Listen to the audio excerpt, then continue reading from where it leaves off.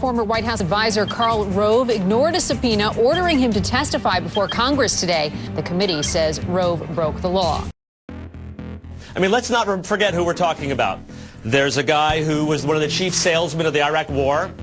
He outed Valerie Plame and almost was indicted for it. So many scandals that Karl Rove has been involved in. I mean, this is a guy who's made an entire career out of hoodwinking the American people.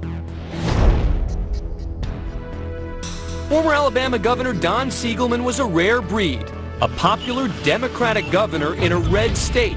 But while he was governor, the U.S. Department of Justice launched multiple investigations that went on year after year. There have been allegations made, very specific allegations, that Karl Rove went to the Department of Justice and instigated them to push this case. They targeted Don Siegelman because they could not beat him fair and square. Rove's longtime friend and political confidant Bill Canary was married to the U.S. attorney whose office brought this new round of charges.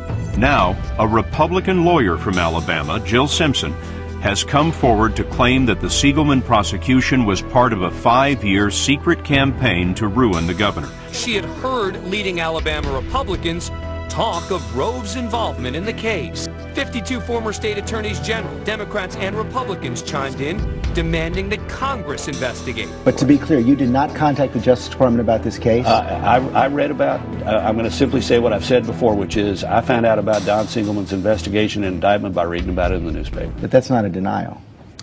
I heard about it, read about it, learned about it for the first time by reading about it in the newspaper.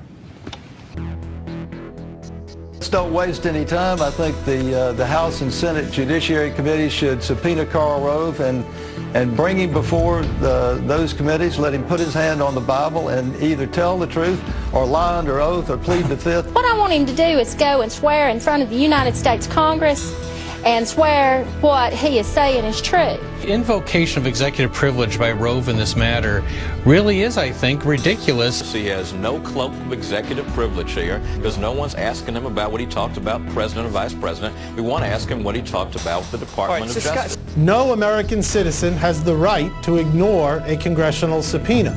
Not Karl Rove, not anyone else. You want the contempt vote to happen, right? You do want to hold him in contempt. Is that what you're saying today?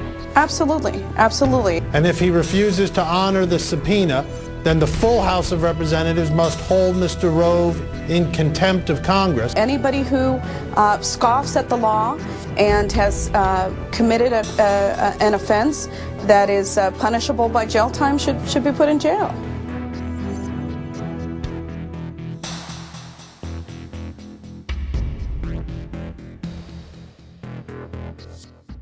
Would you trust Mr. Rove if he were not under oath to tell the truth? Well, based on my own experience, I could not say that I would.